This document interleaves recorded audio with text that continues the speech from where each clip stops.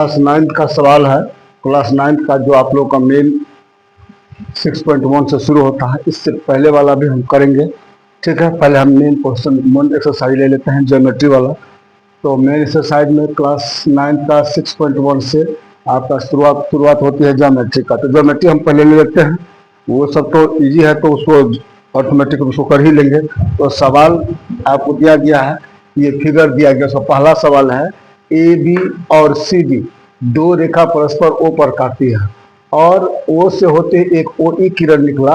तो कहता है अगर इस तरह से निकलती है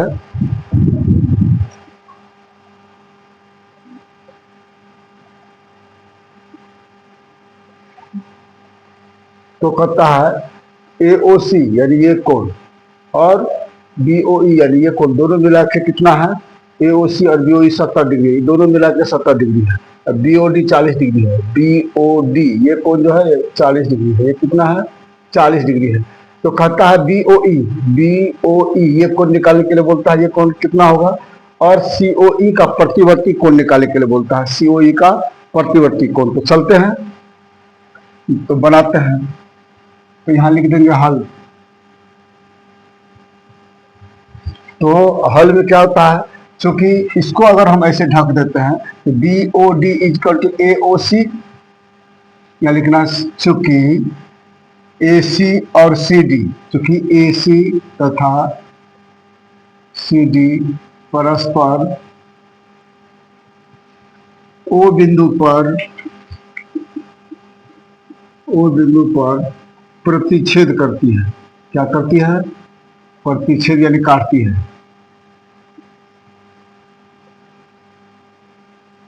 इसीलिए क्या angle A O C is equal to angle B O D, angle B O D क्यों हो गया ये दोनों बराबर।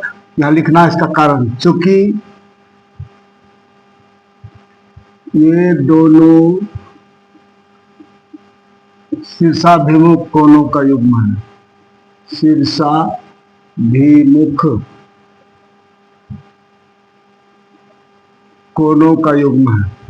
युग्म माने जोड़ा, कोणों का युग्म है।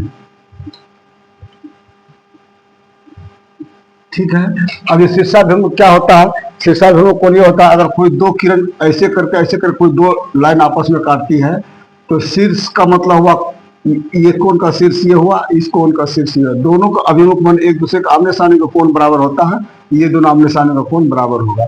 इसीलिए कहता है दो या दो से अधिक रेखा परस्पर काटती है, प्रतिच्छेद करती है, तो उसका शीर्षाभिमुख कोणों का युग्म बराबर होता है। तो चलिए, इसीलिए एंगल ए ओ सी, अब बी ओ डी कितना दिया गया देख लीजिए, बी ओ डी 40 डिग्री है, A O C is equal to 40 degree. ठीक, एक समीकरण निकाल लिए।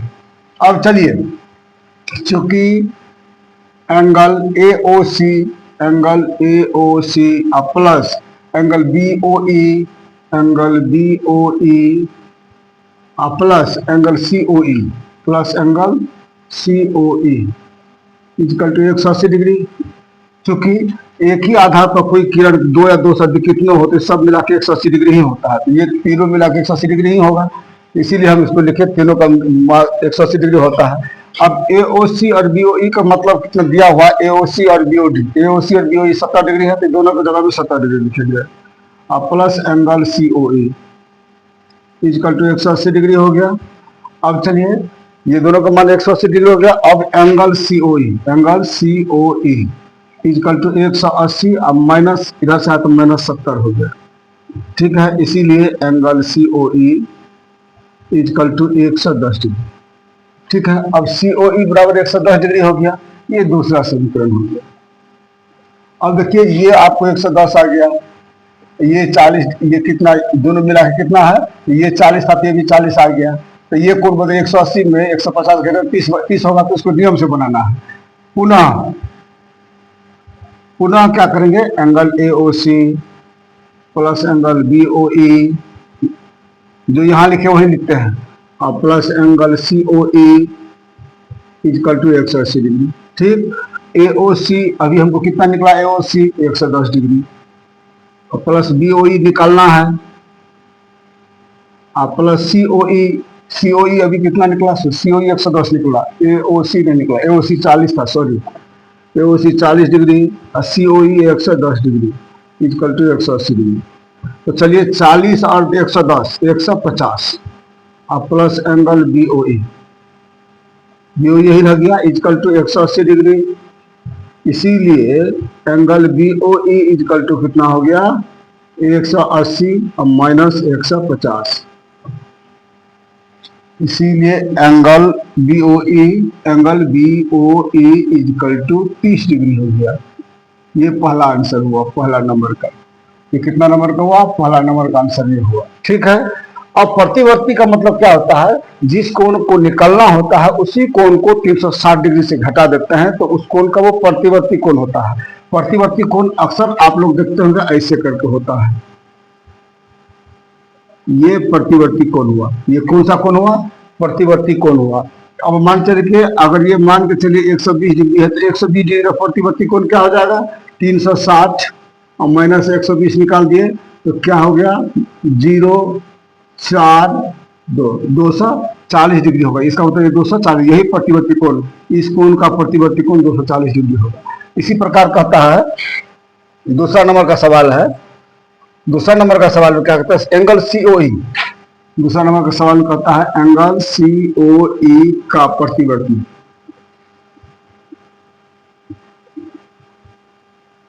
प्रतिवर्ती इक्वल टू क्या हो जाएगा, 360 और माइनस एंगल COE। तो 360 डिग्री ये हो गया और माइनस COE का वैल्यू कितना निकला, 110 डिग्री। तो 110 डिग्री, इसीलिए कितना निकला, 0 हो गया, 5 हो गया और 2 हो गया, 250 डिग्री। दूसरा नंबर का आंसर 250 डिग्री, यानी एंगल CEO का प्रतिवर्ती 250 डिग्री। तो इसको आज जहां नहीं समझे हैं वहां आप लोग कमेंट करें, हम आपको फिर बताने की कोशिश करेंगे। ठीक है, ये पहला सवाल। अब चलते हैं दूसरे सवाल में।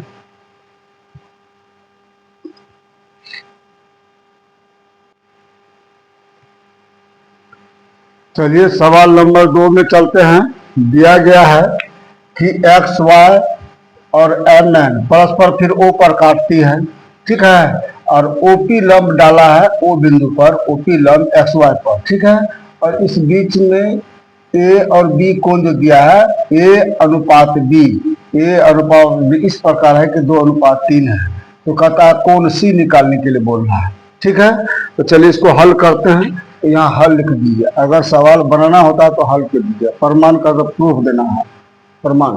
तो हल में क्या करते हैं, तो चलिए माना कि, इसको लिख लीजिए, माना कि A तथा B के अनुपातिक गुणज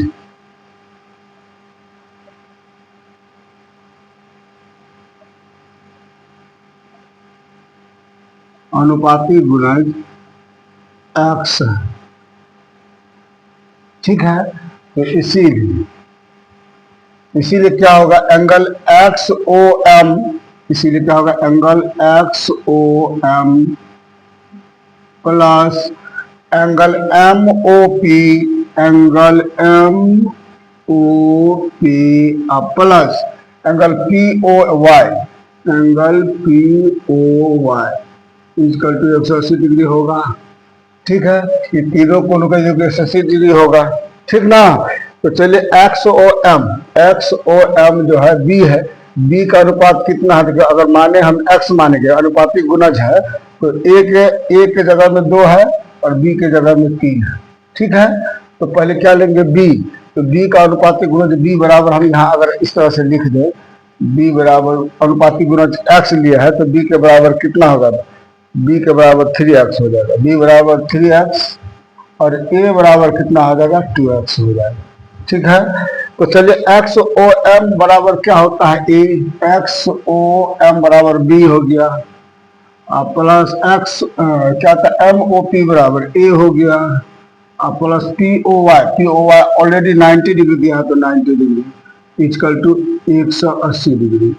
ठीक, अब चलते हैं, B के बराबर कितना, 3x इसीलिए 3x प्लस MOP की जगह ए है तो ए की जगह में क्या देंगे 2x plus 90 degree equal to 180 degree. ठीक है, 3 2 5x हो गया, ये 5x इक्वल टू 180 में ये 90 घट गया। ठीक है, तो 5x इक्वल टू कितना बच गया 90 डिग्री बच गया। इसीलिए x बराबर 90/5 18 हो गया, 18 95 18 हो गया। इसीलिए x का वैल्यू कितना निकला 18 डिग्री हमने का 18 निकला। इसीलिए a बराबर 2x था तो a का वैल्यू होगा 2 और x का वैल्यू कितना 18, 18 दूना 36 डिग्री हो गया। a का वैल्यू 36 निकला। b बराबर 3x था तो 3 इंटू 18, 18 तिया 54 डिग्री निकला। ठीक है, अब कहता है c, तो हम c इसको हम 1 मान लेते हैं, इसको 2 मान लेते हैं। तो एक चीज ध्यान दीजिए, अब हम इसको ऐसे ढक देते हैं, इसको उनको हम ऐसे ढक देते हैं तो हमको पता है, पहले से ही जानते हैं, इससे पहले आप लोगों को बता चुके हैं पहले वाले वीडियो में कि किसी भी आधार पर कोई किरण आधारित होती है तो इस प्रकार बने आसन कोणों का 180 डिग्री होता है। तो मान के चलिए आप इसको ऐसे, इसके जगह भी इसको अगर ऐसे ढक देते हैं, ये दोनों का मान 120 और c बराबर 180 डिग्री हो जाएगा। तो इसीलिए पुनः यानी फिर से क्या करेंगे, XOM angle XOM plus angle XON बराबर भी 180 डिग्री होगा। ठीक है, ये B और C बराबर 180 डिग्री होगा। XOM बराबर B है और प्लस XON बराबर C है, बराबर 180 डिग्री। तो B का वैल्यू कितना निकला है देख लीजिए, B का वैल्यू 54 डिग्री है, तो B का वैल्यू 54 डिग्री, समीकरण 2 से और plus C equal to 180 degree. इसीलिए C बराबर कितना हो गया 180 और माइनस 54। ठीक, तो इसीलिए C बराबर कितना हो जाएगा, तो घटा दीजिए, C इक्वल टू 10 में से 4 गया 6 बच गया, या 7 में से 5 गया 2 बच गया 126 डिग्री। ठीक, इसीलिए C बराबर 126 डिग्री आंसर।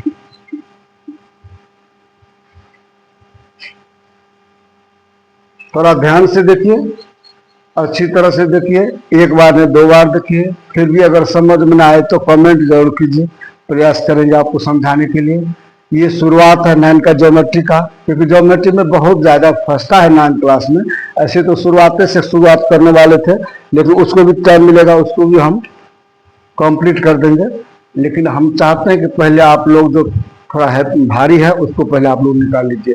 तो इसके लिए आप लोगों के लिए 8 to 9 क्लास का जो सवाल हम पहले हम ज्योमेट्री में आ गए। ठीक है, चलिए अगले सवाल में आप चलते हैं।